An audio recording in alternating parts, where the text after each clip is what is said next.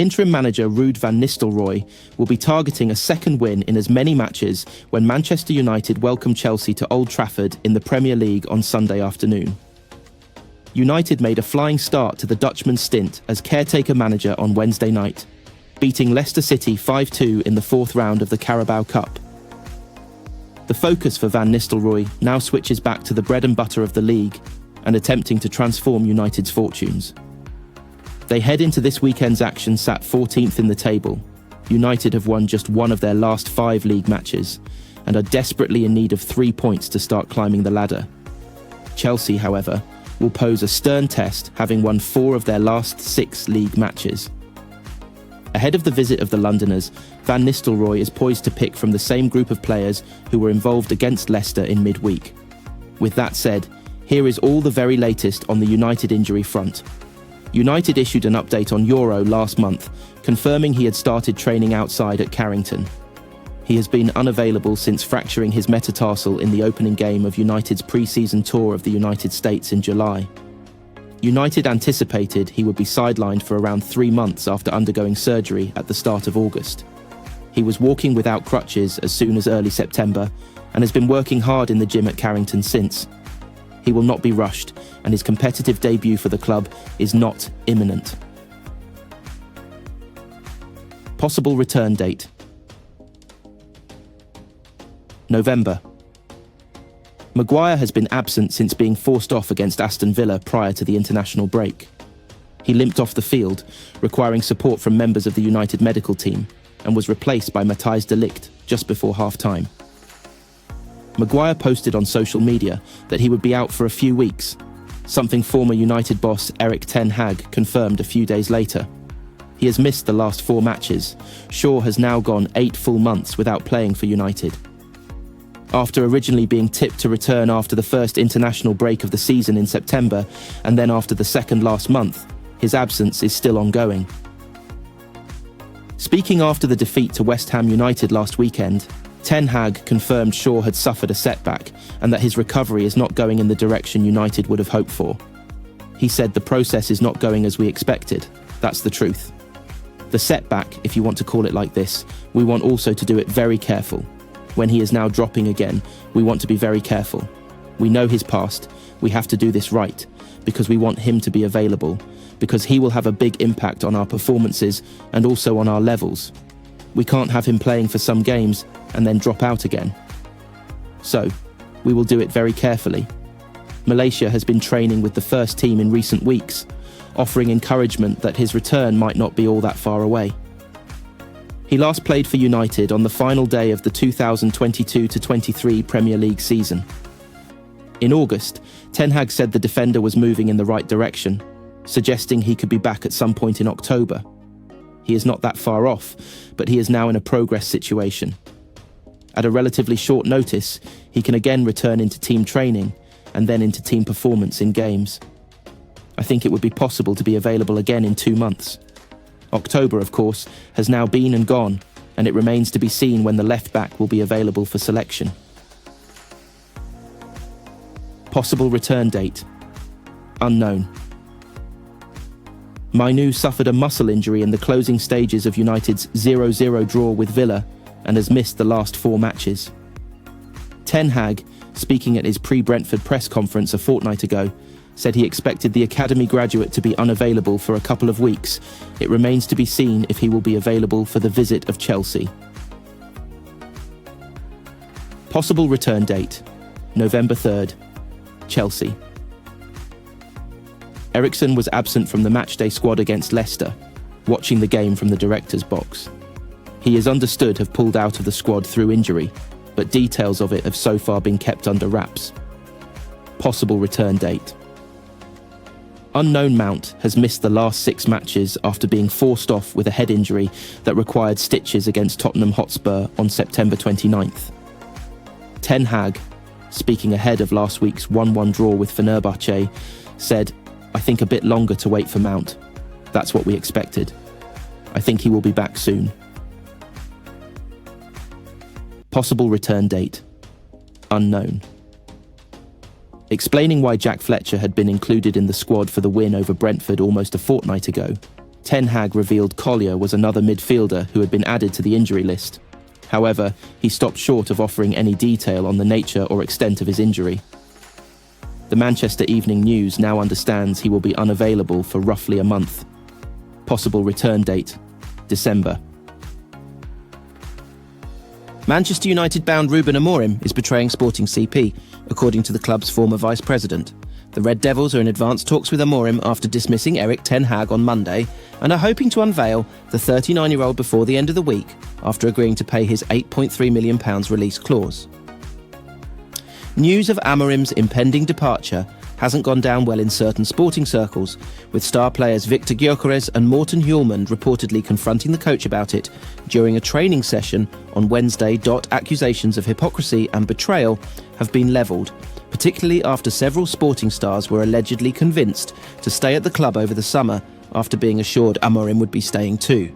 Ex-Sporting chief Jose Diaz Ferreira went a step further, claiming Amorim was stabbing the club in the back.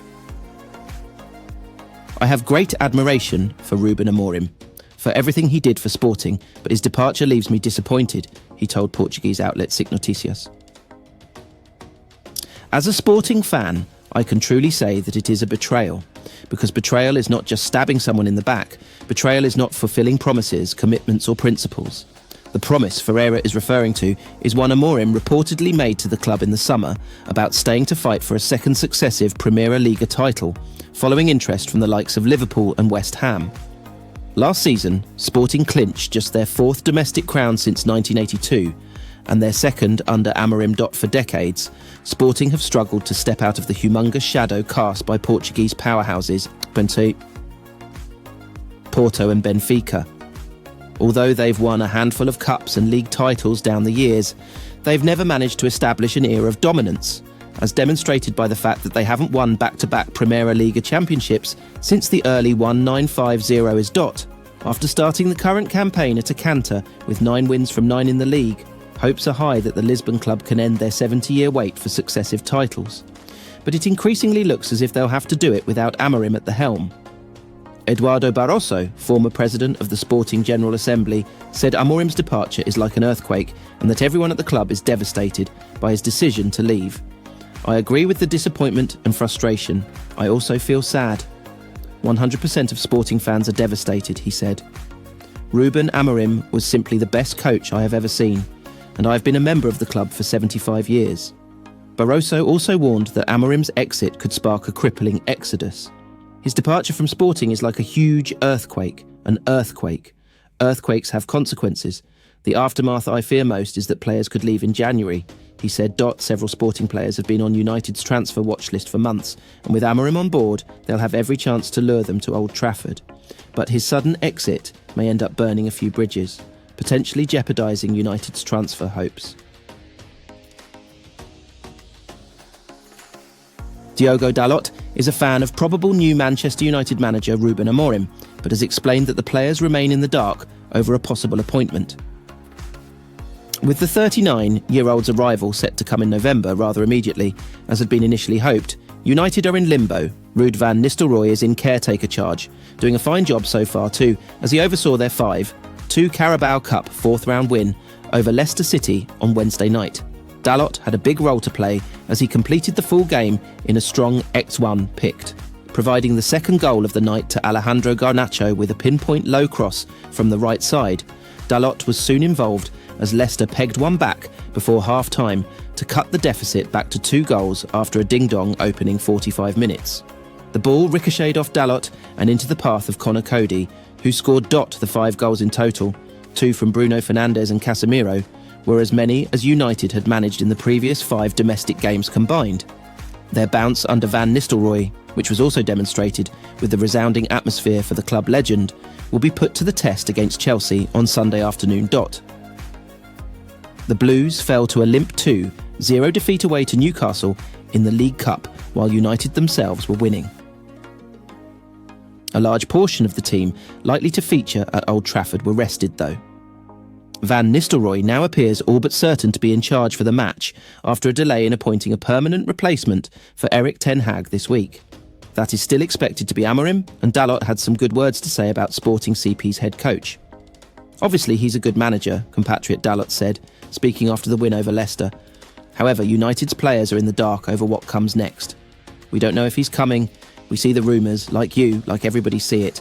But we will just focus on what we have here, doing our job and what the future brings. We'll be ready. Dalot is one of few players signed by United in recent years who look to have improved under Ten Hag. He's also someone suited, on paper, to the back three system used almost compulsively by Amorim. The wait is now to see if they will be united together at United in the coming days.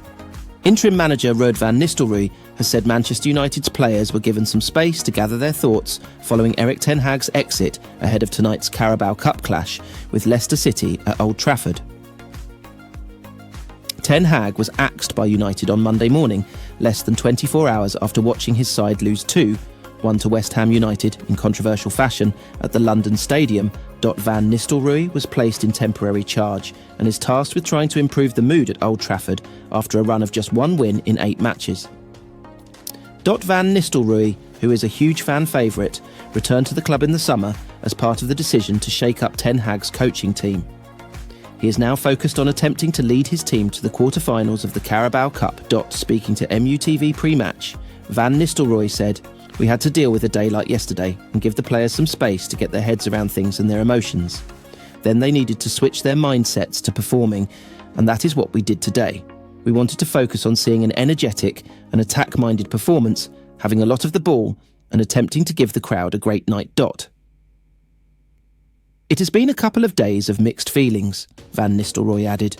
"When you see a colleague go, it is a big disappointment. Erik brought me in, and in the first conversation we had, what struck me most was the passion he had for Man United, and I experienced that with him.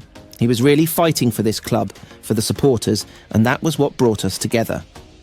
Ruud van Nistelrooy's brief time as interim manager became a chapter in Manchester United's story, a reminder of the club's resilience, its ability to endure hardships, and its unwavering spirit. He led the team with dignity, humility, and an understanding of what it meant to wear the United badge. Whether he would stay on or eventually hand over the reins to a new manager, his impact was undeniable. As he looked out over the pitch after that first victory, Van Nistelrooy couldn't help but feel a deep connection to the club and its supporters. His journey from revered striker to interim manager was unexpected, but it was a role he embraced wholeheartedly. In the end, he wasn't just leading a team, he was carrying forward a legacy, bridging the past with the present and laying the groundwork for a brighter future.